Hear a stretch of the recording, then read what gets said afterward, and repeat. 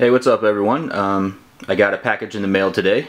It's the Yinlips YDPG16. The box it came in was pretty damaged. I'm surprised it even survived. Actually seems to be functioning okay. First impressions, it's pretty nice. The buttons are much smaller than I thought, and they've been rearranged. It's also smaller than the YDPG18, which is actually pretty good if you ask me.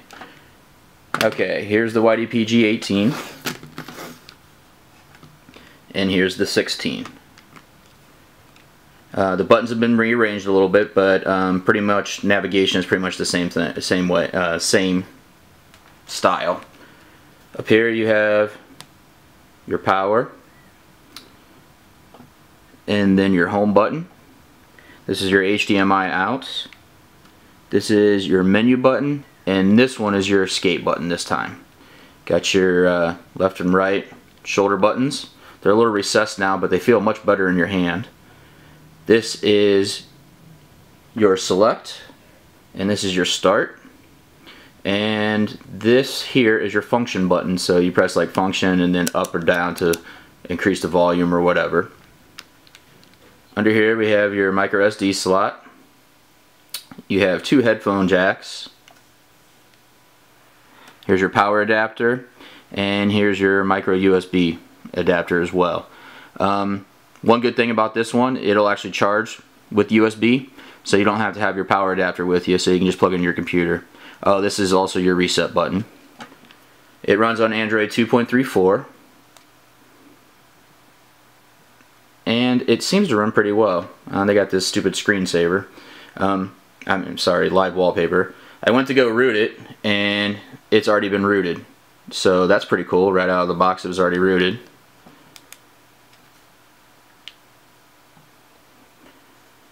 The menu system is like any other Android system, but they also have a couple things on there themselves that they put on themselves. First thing is this right here, the high market. I don't even know what it is. It's in a different language, and I don't really care. I'm going to get rid of it. They have the market enabler just in case you can't see any of the apps that you need to download off of the market. Here's the Q video that was in the other. And there is a thing called Game Station. Where is it at? Here it is, Game Manager.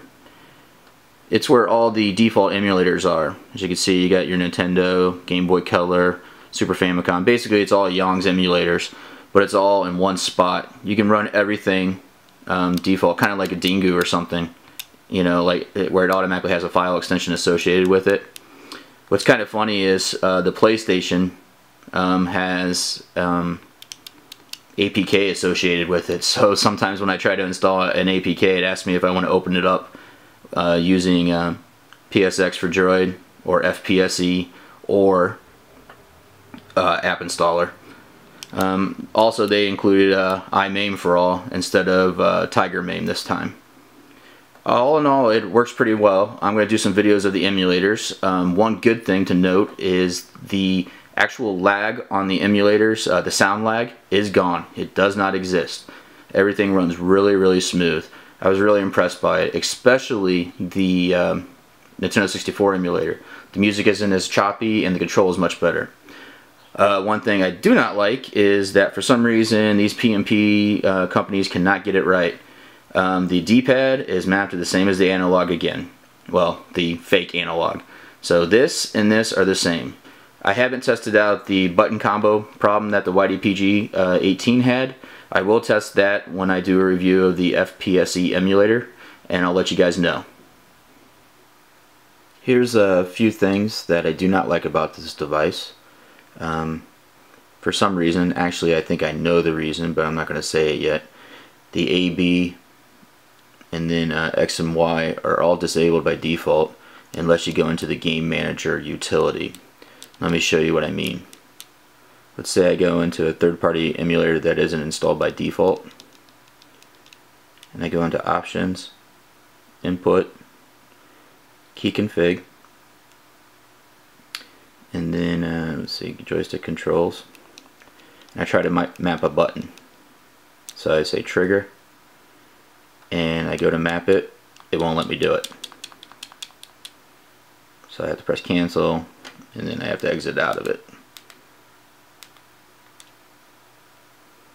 Now, if I go into the game manager and bring it up, and then just press home so it's still running, and go into the 2600 EMU, then go into my input,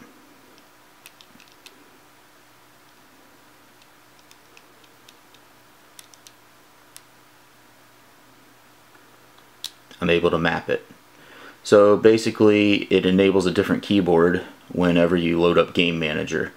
I downloaded all the key layouts. I don't know which one's which, but I'm sure a more talented person will be able to figure it out. I'm not very good with editing all that stuff, so I'll just wait for someone else to do it.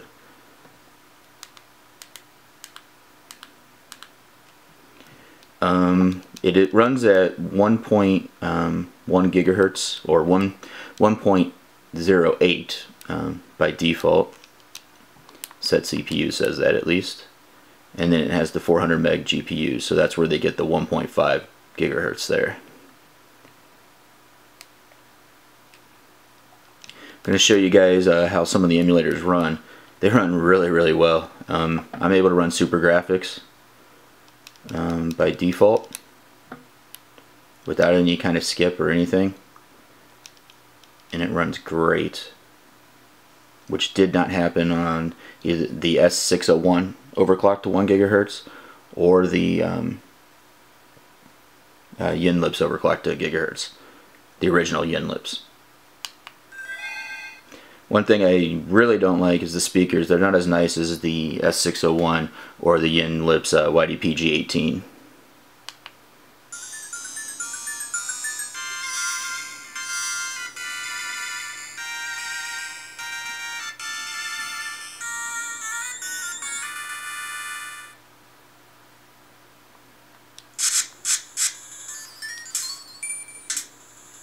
You can see there's no sound lag.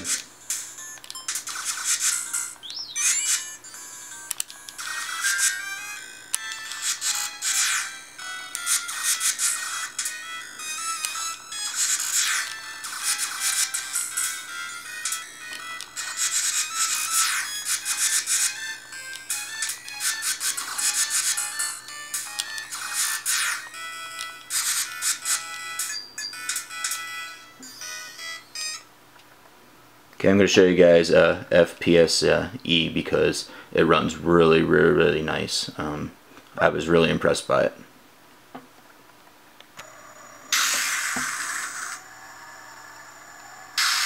Okay, here's Shadow of the Night, and as you can see up at the top, I hope you can, it might be a little bit blurry, but I'm running at a steady 60 frames per second. I have hardware acceleration and enhanced 3D rendering enabled as well.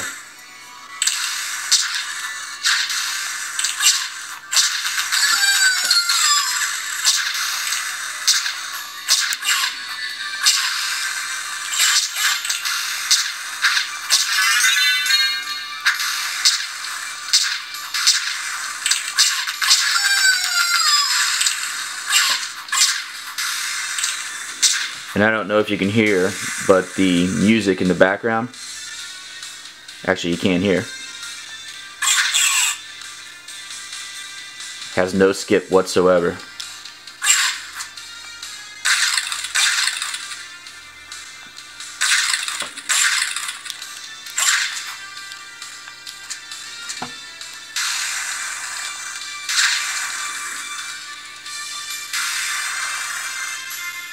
Okay, I'm going to do some more videos later on today of different emulators in action. I just wanted to show you guys FPSE and a couple quirks I found with the device.